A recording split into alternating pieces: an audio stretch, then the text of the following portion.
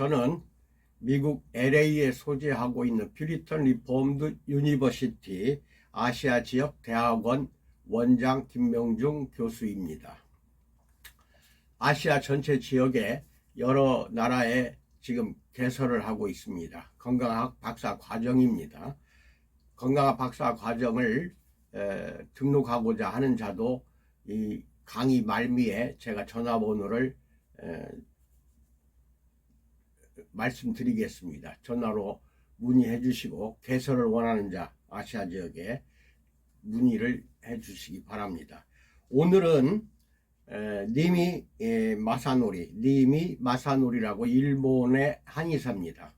그분이 지은 책 한약 치료라는 그 책의 내용을 가지고 여러분에게 강의를 해드리고자 합니다.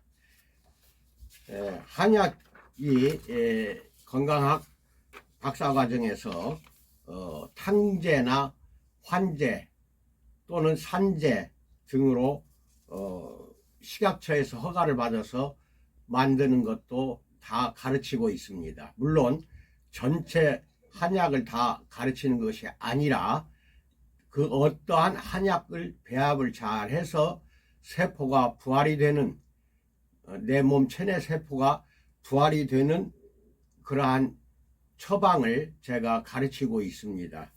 많이들 등록해서 강의를 들어보시기 바랍니다. 이분이 이야기하는 것은 첫째, 웅담에 대한 이야기입니다.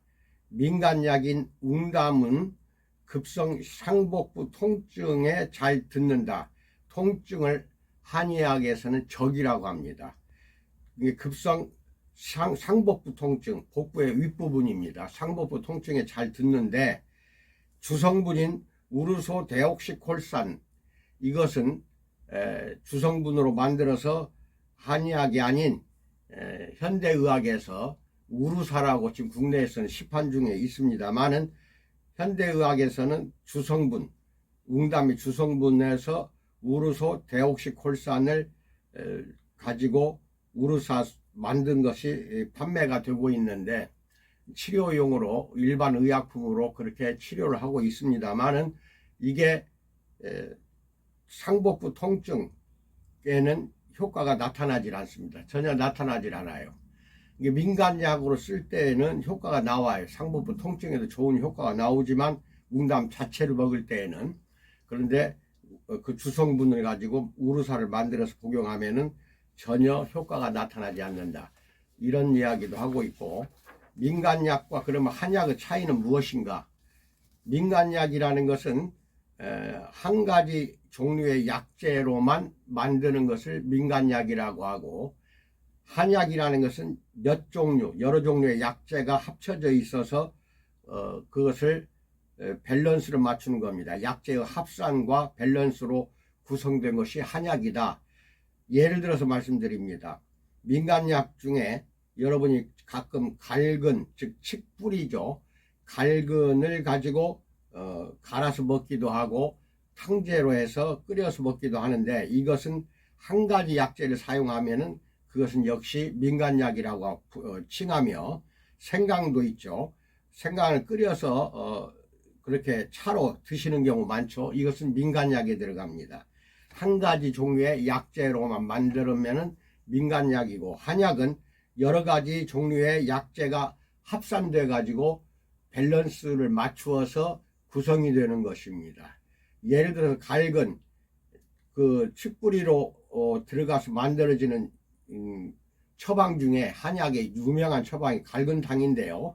갈근탕은 7가지 약재가 들어갑니다. 갈근, 마황, 계지, 생강, 대추, 작약, 감초, 이렇게 7가지 약재가 합산이 돼 가지고 탕제나 환제나 산제로 그렇게 만들어서 제조해서 복용하게 되면은 몸살, 감기, 해열, 진통제로도 소용이 되고 면역력을 증강시키고 소화 기능까지도 좋아지게 한다. 그래서 일본의 예를 듭니다. 우리나라가 아니라 일본의 한의사들은 처방을 내릴 때 환자의 호소하는 증세가 병태가 애매모호하면은 갈근탕을 주로 그 처방을 해주는 경우가 많다고 합니다. 그것은 갈근탕이 여러 가지의 증상의 효과가 나타나기 때문에 그렇습니다. 이렇게 합산을 할 경우는 한약이라고 합니다. 이런 것도 차이를 알고 계시면 좋겠습니다. 그리고 한약은 직구가 아니라 이제 야구에서 말하면 변화구입니다. 투수가 공을 던질 때 직구를 던진다 하는 것은 현대 서양의학을 말하는 것이고, 변화구를 던지는 것은 한약을 말하는 것입니다. 직구가 필요할 때에는 계속 투수가 타자에게 공을 던질 때 직구를 던졌는데 그게 스트라이크로 제대로 잡아내는 경우도 있지만, 잘못해서 타자한테 얻어맞아서 아웃되는 경우도 있죠. 직구에 아웃되는 경우, 그때는 변화구를 섞어서 써야 됩니다. 그래서 직구만 가지고는 환자들 치료를 100% 모든 병태에 대한 치료에 직구만 가지고는 안 된다는 겁니다. 변화구가 섞어져야 돼요. 그래서 또 변화구만 가지고도 또 얻어맞기도 하잖아요. 그때는 또 직구를 섞어야 돼요. 그래서 현대의 서양의학이나 한약은 서로 상호 보완관계에 있다는 것을 말씀드리고자 합니다. 그러니까 무조건 한약은 우리나라에서는 아주 먹지 말라는 것이 현대의학 쪽에서 많은 의사들이 말하고 있는데, 그것은 잘못된 개념입니다. 제가 잘 알고 있는 중국만 해도 종합병원에 들어가면은 왼쪽 오른쪽 진찰실이 따로따로 있어서 종합병원 안에 중의학이라고 하죠. 우리나라 같으면 한의학입니다. 진료실이 있고 그 다음에 서양의학 진료실이 있어요. 그래서 서로가 직구와 변화구를 섞어가면서, 즉 환자가 서양의학으로 잘 듣지 않는 환자는 중의학 진료실, 한의학 진료실로 보내고, 한의학 진료실에서 급성 환자들, 제대로 듣지 않는 환자들 모두가 다 이렇게 서양의학 진료실로 보내고, 이렇게 서로가 협진을 하고 있습니다. 그런데 우리나라 종합병원은 그렇게 협진하는 경우가 적어요. 그래서 앞으로는 이것이 바람직한 방향으로 갔으면 좋겠다. 즉 직구와 변화구를 섞어서 사용하는 것이 환자에게는 좋다는 것입니다. 그 다음에 한방의 지혜에 대해서 말씀드립니다. 한약은 분리, 정제, 합성이 불가능했던 시대에 우리 조상들의 지혜로서 물려받은 것이 한방입니다. 그래서 한약은 현대의학적 병명이 존재하지 않던 시대에 우리 조상들이 개발한 의학이 한방이기 때문에 이것도 무시하면 또 안 되는 것이겠죠. 하지만은 또 한약도 마찬가지입니다. 현대적 한약 치료로 방향을 좀 바꿀 필요가 있습니다. 전통적인 한의학 치료는 호소를 듣고 환자의 병명, 그 증세에 대한 호소를 듣고 전신을 바라봅니다. 그래가지고 현대의학적 병명은 필요가 없어요. 옛날 전통적인 한약은 현대의학적 병명은 필요 없고 전신을 바라본 다음에 처방을 해주는 것이 전통의학적 한의학 치료였습니다. 그러나 앞으로 추구할 것은 현대적인 한약 치료라는 것은 증상을 확인하고 검사도 실시한 다음에 현대의학적 병명을 확정을 하고 처방하는 것, 이것이 현대적인 한약 치료 방향으로 앞으로는 나아가야 한다. 그래서 한의사들도 이제는 현대의학, 서양의학을 많이 마스터를 하고 공부를 해야 된다는 것입니다. 옛날처럼 전통적인 방법만 의존해서는 안 된다. 왜 그러냐면 그 당시에는 옛날 우리 조상들은 한약 자체를 가지고 분리, 정제, 합성을 해가지고 현대의학을 에서 사용하는 약을 만들 줄 몰랐어요. 그래서 약재를 통째로 사용해서 만들었던 것입니다.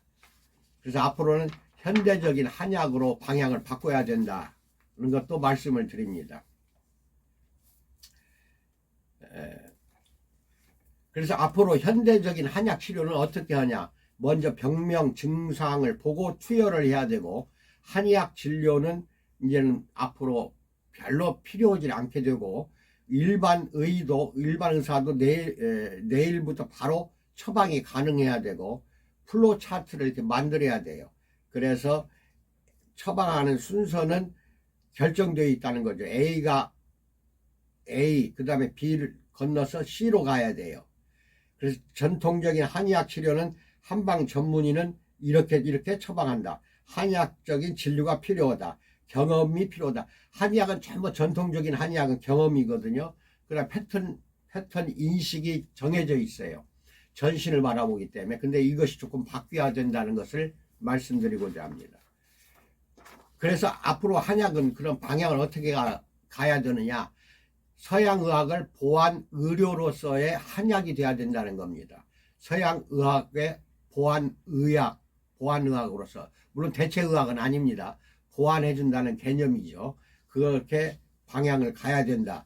그래서 서양의학적인 어프로치, 접근 방법은 주로 약해진 나무에 대해서 치료를 한다고 하면은, 비유를 들어서 말씀드립니다. 나무 약해진 것을 보고 그것만 치료를 합니다. 그런데 한의학적 접근은 어떻게 하냐. 숲 전체를 좋게 해서 나무를 치료를 하는 것입니다.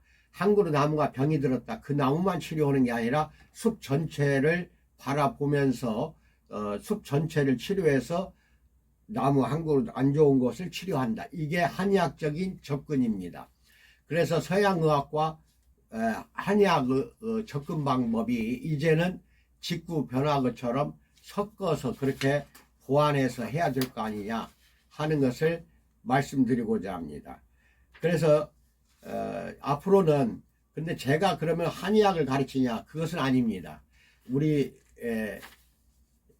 건강학 박사 과정을 제가 합동연합학술원에서 미국 퓨리턴 리폼드 유니버시티의 건강학 박사 과정 그 개설된 것을 그대로 지금 가르치고 있습니다. 근데 가르치고 있는데 한의학을 위주로 가르치는 것이 아닙니다. 한의학과 그 다음에 모든 것은 약의 개념이거든요. 한의학, 식품 또는 고정관념을 깨세요. 화장품도 피부에 발라서 경피 흡수를 시키면은 약효가 나타납니다. 그래서 이러한 모든 것이 같이 종합적으로 지구상에 존재하는 물질과 물체는 전부 하나의 약의 개념으로 보시고 그것에서 선택, 취사해 가지고 가르치는 것입니다. 가르치면서 그 과정에서 세포가 부활이 돼야 돼요. 건강한 세포로 만들어줘서 복원시키는 것이 제가 가르치는 건강학 박사 필수 코스입니다.